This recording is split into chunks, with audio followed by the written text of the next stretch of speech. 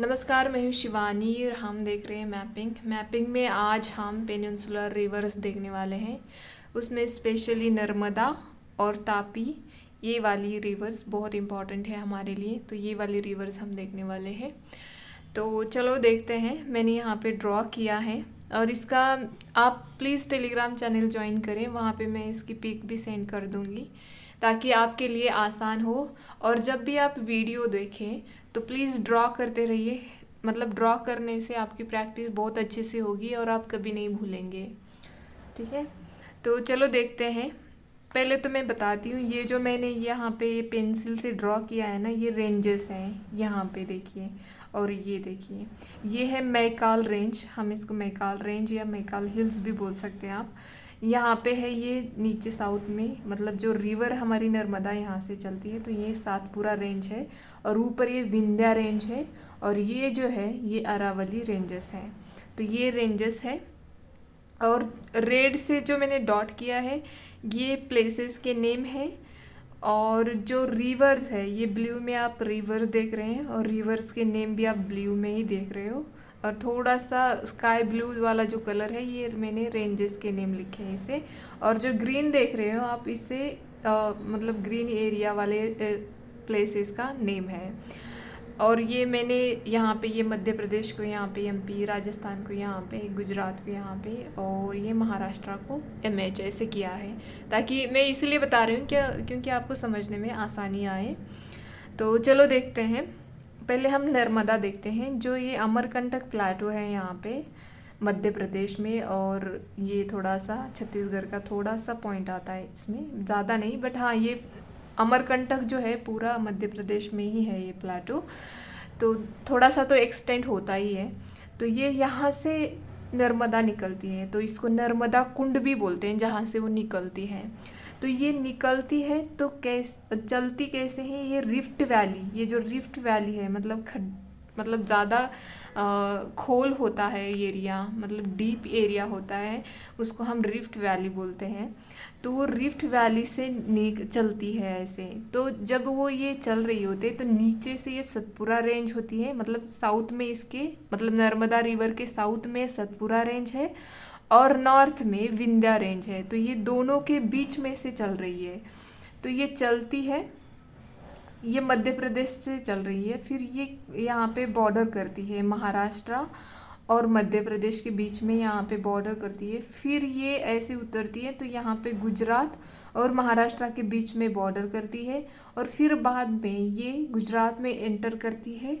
और गुजरात में जब ये यहाँ पे आती है तो यहाँ पे एक भरूच है, भरूच डिस्ट्रिक्ट है, जहाँ पे ये लास्ट में गुजरात के यहाँ से होके ये गल्फ ऑफ खंबात, ये गल्फ ऑफ खंबात मैंने यहाँ पे लिखा है, तो यहाँ पे एंटर करती है और डिस्चार्ज यहाँ पे थोड़ी 27 किलोमीटर की एस्चुरी बनाती है। और फिर बाद में जाके ये अरेबियन सी में एंटर होती है, मतलब अपना वाटर वहाँ पे अरेबियन सी में डिस्चार्ज करती है। तो ये पहले ये मैंने नर्मदा रिवर का बताया।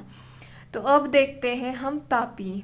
तापी जो है हमारी तापी रिवर, तो ये तापी यहाँ से ये मुल्ताई है, यहाँ पे क्या बोलते हैं उसको, ये मुल्ताई है। और यहाँ पे बेटुला प्लाटू है और बेटुला डिस्ट्रिक्ट भी है एमपी का, मध्य प्रदेश का। तो यहाँ से निकलती है ये ऐसे ही करके। मध्य प्रदेश में बहुत कम बहती है, मतलब 50% बहती है मध्य प्रदेश में, ज़्यादा तो ये 75% तो महाराष्ट्र में ही बहते हैं। तो ये ऐसे होके यहाँ पे महाराष्ट्र और मध्य प्रदेश के बीच में ये बॉर्डर बनाती है। ये ऐसे चलती है यहाँ से चलते, मैं नीचे से दिखाया ये नहीं, यहाँ से चल के ये यहाँ पे सूरत है, ये सूरत है। तो ये गुजरात में सूरत से होके यहाँ पे ये डिस्चार्ज करती है गल्फ ऑफ खंबात में और यहाँ पे अरेबियन सी को मिल जाती है। तो इनके जो ट्रिब्यूटरीज है वो बहुत छोटी छोटी है, नर्मदा की भी ले लो और तापी की भी ले लो, तो इतनी ज़्यादा हमारे लिए इम्पॉर्टेंट नहीं है। अगर आपके पास टाइम है तो आप देख लेना, अगर कोई रिवर इनसे रिलेटेड न्यूज़ में है इनकी ट्रिब्यूटरीज तो आप उसको देख सकते हो, वरना इतना ज़्यादा इम्पॉर्टेंट नहीं है। बस हाँ, इम्पॉर्टेंट क्या है, इनके ऊपर के जो डैम होते हैं, जैसे कि नर्मदा रिवर है, नर्मदा रिवर पे ओमकारेश्वर डैम है, वो कहाँ पे लोकेट करता है। फिर इंद्र सागर डैम है, वो कहाँ पे, यहाँ पे पहले इंद्र सागर डैम आता है, फिर ओमकारेश्वर डैम आता है जो कि नर्मदा रिवर पे सिचुएटेड है। और लास्ट में जब ये गुजरात में एंटर होती है नर्मदा, तो वहाँ पे सरदार सरोवर डैम है जो कि सरदार वल्लभ भाई पटेल के नाम पे है। तो या मतलब उनके नाम पे उसका नाम रखा है उस डैम का। तो लास्ट में वो गुजरात से होके वो डिस्चार्ज कर जाती हैं। तो ये डैम्स हमारे लिए इम्पॉर्टेंट है। और वाटरफॉल्स इनके ऊपर के जो है, मैं अपने इसमें नोट्स में दिखाऊंगी आपको। पहले तो ये मैं समझा लूँ अच्छे से। आपको ड्रॉ करना है, सिर्फ देखना नहीं है, ठीक है। तो फिर देखते हैं, अब हमने नर्मदा देख लिया, तापी देख ली, ठीक है। और ये ये कहाँ से ओरिजिनेट होती है, ये भी हमेशा याद रखना है हमें। अब देखते हैं, ये है माही, जो कि विंध्या रेंजेस में यहाँ पे मध्य प्रदेश में ये ओरिजिनेट होती है यहाँ पे। और यहाँ से ओरिजिनेट होके ये जो एरिया है, ये मैंने ग्रीन में दिखा है, उसको वागड़ रीजन बोलते हैं। वागड़ रीजन को ऐसे मतलब इसके ऊपर से नॉर्थ से होके माही रिवर यहाँ पे, ये जो है यहाँ पे ये गल्फ ऑफ खंबात है, तो यहाँ पे जो डिस्चार्ज कर जाती है माही रिवर, जो कि मतलब ये मध्य प्रदेश से होके, राजस्थान से होके, गुजरात से होके लास्ट में यहाँ पे गल्फ ऑफ खंबात में होके लास्ट में ये अरेबियन सी को मिल जाती है। तो ये इम्पॉर्टेंट है आप हमारे लिए। और फिर देखते हैं, अब ये जो है ये यहाँ पे अरावली रेंजेस हैं, यहाँ पे उदयपुर है, उदयपुर से यहाँ पे साबरमती जो है ये निकलती है। और ये ऐसे अरावली रेंजेस से होके ये लास्ट में यहाँ पे गल्फ ऑफ खंबात में ही यहाँ पे डिस्चार्ज करती है। ये साबरमती रिवर है। और फिर दूसरी देखते हैं, जो कि अरावली के वेस्टर्न साइड से ओरिजिनेट होती है, यहाँ पे वेस्टर्न साइड पे। इसका नाम है लूनी, मैंने यहाँ पे लिखा है लूनी रिवर है ये एक ऐसी रिवर है जो कि मतलब किसी सी में या ओशियन में डिस्चार्ज नहीं करती है अपना वाटर जो भी लाती है।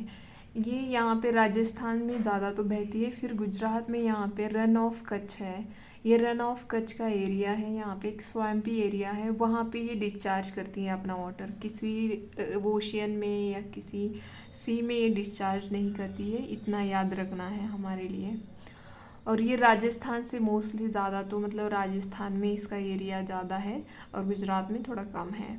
तो याद रखना है, ये ऊपर का जो एरिया है ये रन ऑफ कच्छ है। और जो यहाँ पे ये आप देखते हो ना, ये दोनों के बीच में ऐसा थोड़ा, ये गुजरात में यहाँ पे ये गल्फ ऑफ कच्छ है, ये गल्फ ऑफ कच्छ है। और लास्ट में गल्फ ऑफ खंबात है। ये तीनों में आपको याद रखना है, बिल्कुल कंफ्यूज नहीं होना है। और दूसरी बात, जो माही है ये हमारा ट्रॉपिक ऑफ कैंसर है, उसको 2 बार कट करती है ये माही। हमारी माही रिवर जो है वो ट्रॉपिक ऑफ कैंसर को क्रॉस करती है, इतना याद रखना है। ज़्यादा मतलब ऐसे कंफ्यूज नहीं होता है, सिंपल चीज़ें याद रखनी है, उससे भी हम बहुत सारे क्वेश्चन सॉल्व कर सकते हैं। क्योंकि आसानी से अगर हम एलिमिनेट कर सके ना ऑप्शंस, तो इजीली क्वेश्चन मतलब आंसर तक हम पहुंच जाते हैं। बस चीज़ें ऐसी होनी चाहिए कि क्लियर होनी चाहिए। जितना भी पढ़ रहे हो ना, वो क्लैरिटी के साथ पढ़िए, उसकी क्लैरिटी आपको आनी चाहिए, बिल्कुल कंफ्यूज नहीं होना चाहिए। इतनी सारी चीज़ें नहीं पढ़नी है जो कि हमें कंफ्यूज करें। बहुत सारी चीज़ें लोग पढ़ते हैं और बाद में लास्ट में कंफ्यूज हो जाते हैं। और वैसे भी जिस चीज़ों को हम रिवाइज नहीं कर पाते ना, उनको पढ़ने में कोई मतलब भी नहीं रहता, क्योंकि वो याद ही नहीं रहेंगे।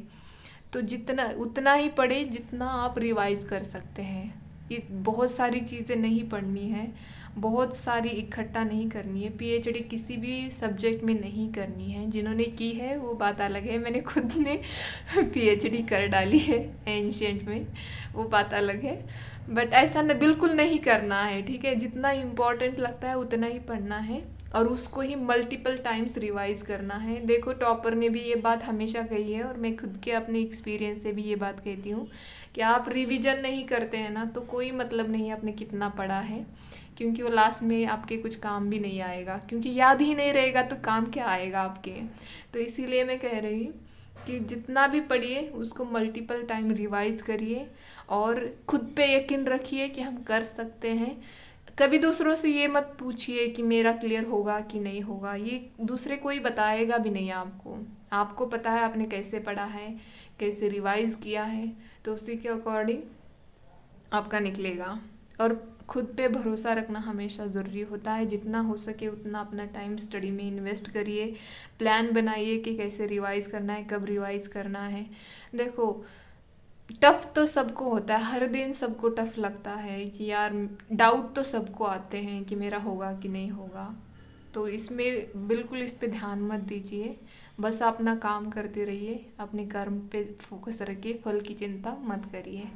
ठीक है, तो ये हमने यहाँ पे रिवर नर्मदा देखी, तापी देखी, माही देखी, साबरमती देखी, लूनी देखी, और ये रेंजेस भी हमने देखे हैं। तो अब मैं अपना मतलब मैंने जो रफ ड्रॉ किया है तो वो बताती हूँ यहाँ पे। ये मेरा रफ है, मतलब रफ क्या, मैंने ऐसे ही ड्रॉ किया था क्योंकि वो थोड़ा मैपिंग में जगह मतलब एक्चुअल मैप होता है उसमें जगह कम मिलती है, तो मैंने ऐसे ही किया है।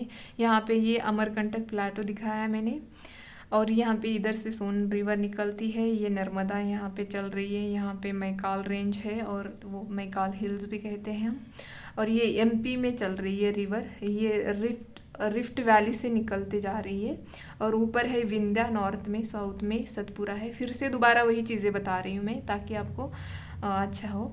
और आप हमेशा याद रखिए कि यहाँ पे जो नर्मदा है वहाँ पे मार्बल रॉक मिलता है।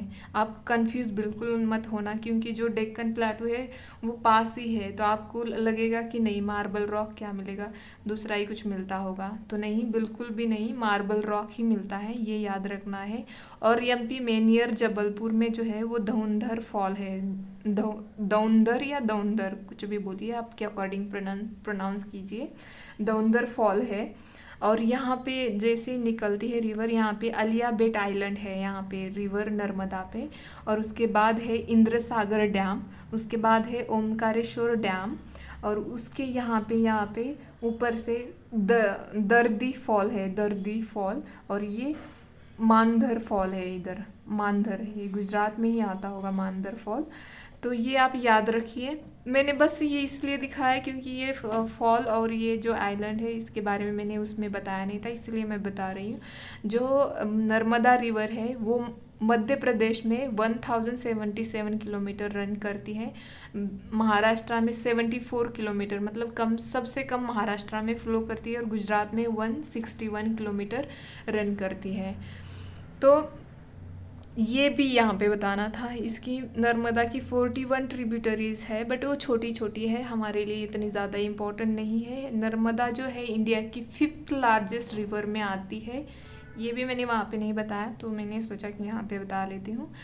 और ये वेस्ट फ्लोविंग रिवर है, मतलब जो इधर से इधर होके फ्लो करती है, तो ये west flowing Narmada and Tapi west flowing rivers हैं। तो ये एक याद रखना है आपको। और कुछ बताना रह गया था? बस सब कुछ होना चाहिए क्लियर, इसीलिए मैं बता रही हूँ। हम देखते हैं अभी तापी रिवर जो है, यहाँ पे जो मैंने बोला ना मुल्ताई, यहाँ से ओरिजिनेट होती है, वो मुल्ताई रिजर्व फॉरेस्ट भी है जहाँ पे। और जो हम देखते हैं जो तापी है वो महाराष्ट्र में सबसे ज़्यादा फ्लो करती है। मैंने वैसे बताया था आपको वहाँ पे कि वो जस्ट 15% मध्य प्रदेश में ओरिजिनेट होती है, बट 50% ही वहाँ पे वो फ्लो करती है।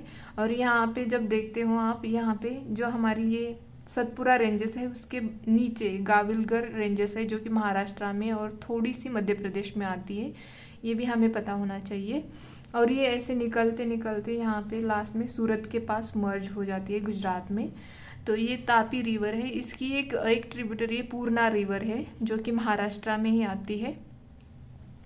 और ज़्यादा तो कुछ बताने वाला कुछ है नहीं, और बाकी सब कुछ आपको मैंने बता ही दिया है। तो ये था आज का जो हमारा रिवर है उसका डिस्कशन, मतलब मैंने बताया आपको कैसे करना चाहिए। देखो बिल्कुल मैंने जैसे ड्रॉ किया है बिल्कुल आप ऐसे कर सकते हो। जब हम खुद से ड्रॉ करते हैं ना तो उसको बहुत आसान होता है रिवाइज़ करने के लिए, तो आप मल्टीपल टाइम्स उसको रिवाइज़ भी कर सकते हैं। देखते रहिए कि इनका ओरिजिन कहाँ से हो रहा है, कहाँ से चल रही है, कितने डिस्ट्रिक्ट से चल रही है, ये भी इम्पॉर्टेंट है आजकल, कितने स्टेट से जा रही है ये भी इम्पॉर्टेंट है, और कैसे जा रही है ये भी इम्पॉर्टेंट है। तो आप देखते रहिए, छोटी छोटी चीज़ों पे ध्यान रखिए जब भी पढ़ते टाइम पे। एनसीईआरटी बहुत इंपॉर्टेंट है, मैं कहूँगी कि आप एनसीईआरटी को बहुत अच्छे से करिए। बेसिक सब्जेक्ट की जो मतलब जो सब्जेक्ट है हमारे, पॉलिटी, इकोनॉमी, ज्योग्राफी, हिस्ट्री, इनकी एनसीईआरटी बहुत अच्छे से करिए। छोटी छोटी चीज़ों पे ध्यान रखिए वहाँ पे, और इनको मल्टीपल टाइम्स रिवाइज करें। इनसे काफ़ी चीज़ें और काफ़ी क्वेश्चंस आपके आसानी से सॉल्व होंगे। इधर उधर मत जाइए।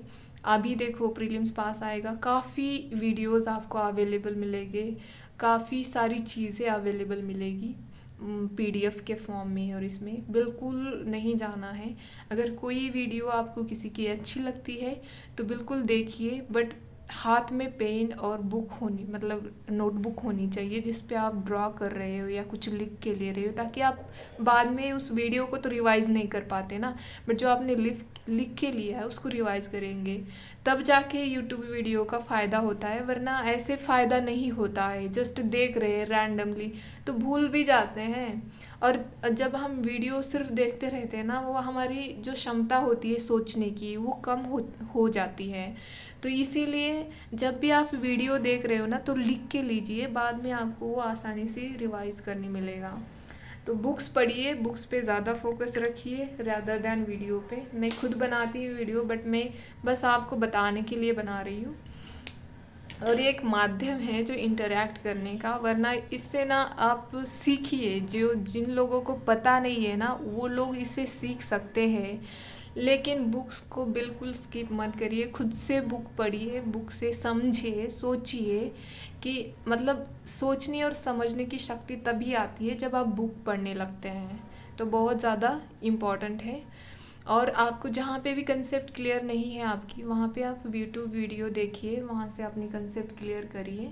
बस मेरा कहने का मतलब है कि खुद से पढ़िए, पढ़ने से ही आपकी प्रीलिम्स पास होगी। क्योंकि मैं फिर से कह रही हूँ, मैं हर वीडियो में यही कहती हूँ कि देखो, लिखने की प्रैक्टिस मेंस के लिए बहुत ज़्यादा इम्पॉर्टेंट है, और रीडिंग प्रैक्टिस प्रीलिम्स के लिए बहुत ही ज़्यादा इम्पॉर्टेंट है।